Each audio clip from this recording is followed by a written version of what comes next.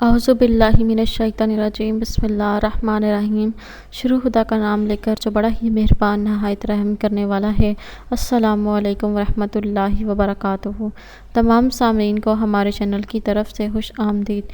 مجھے امید ہے کہ آپ سب لوگ خیریت سے ہوں گے۔ ناظرین، آج کا جو وظیفہ میں آپ لوگوں کی خدمت میں لے کر حاضر ہوئی ہوں وہ سورہ اخلاص کے فضائل و وظائف ہیں۔ دوستو، یہ بتانے سے پہلے میری آپ لوگوں سے چھوٹی سی درخواست ہے کہ آپ میری اس ویڈیو کو لائک کریں اور اپنے دوستوں کے ساتھ شیئر ضرور کریں۔ شیئر آپ لوگوں نے اس نیت کے ساتھ کرنا ہے کہ یہ ویڈیو آپ لوگوں کے لیے صدقہ جاریہ اور رسالہ ثواب کا ذریعہ بنے گی۔ دوستو، ہو سکتا ہے کہ آپ کے شیئر کرنے کی وجہ سے کسی انسان کی بہت بڑی پریشانی یا مشکل حل ہو جائے۔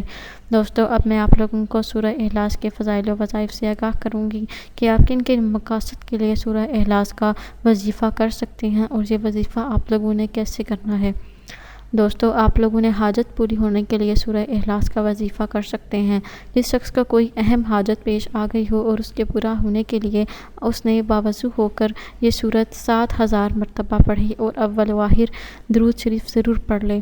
اول و آخر 11 بار مرتبہ اس نے درود شریف پڑھے، انشاءاللہ تعالی حاجت اس کی پوری ہو جائے گی اور ہر مقصد میں اس کو کامیابی حاصل ہوگی۔ جو عورت بانجھ ہو اور اولاد سے محروم ہو اس کے لیے 10 رات سورہ اخلاص پڑھے اور ہر رات 1000 مرتبہ پڑھے اور 10 رات میں 10,000 کی تعداد پوری کرے، ناغہ نہ کرے، مسلسل پڑھے اور اولاد کے ہونے کی دعا کرے۔ انشاءاللہ تعالی بانجھ پن ختم ہو کر اولاد ہونے لگے گی۔ عورت نہ پڑھ سکے تو اس کا شوہر بھی اس کے لیے یہ عمل کر سکتا ہے۔ سام کے کانٹے سے حفاظت کے لیے بھی آپ یہ وظیفہ کر سکتے ہیں۔ جس شخص کو سام نے کاٹ لیا ہو تو یہ وظیفہ خود بھی کر سکتا ہے، اگر وہ نہ کر سکے تو آپ متاثرہ شخص کے لیے یہ وظیفہ کر سکتے ہیں۔ جو شخص اس سورت کو 100 بار روزانہ پڑھے گا اس کو سانپ نہیں کاٹے گا، اور اگر کاٹ لے گا تو اس کا زہر اس پر اثر نہیں کرے گا، لیکن وہ وظیفہ شروع کرنے سے پہلے اول و آخر 3 مرتبہ درود شریف کو ضرور پڑھے گا۔ میری اللہ پاک سے دعا ہے کہ اللہ پاک ہر برے عمل سے آپ لوگوں کی حفاظت فرمائیں اور آپ سب پر اپنا خاص رحم اور کرم فرمائیں، آمین۔ دوستو، اگر آپ لوگوں کو آج کی ویڈیو پسند آئی ہے تو کمنٹس میں اس کا اظہار ضرور کیجیے گا۔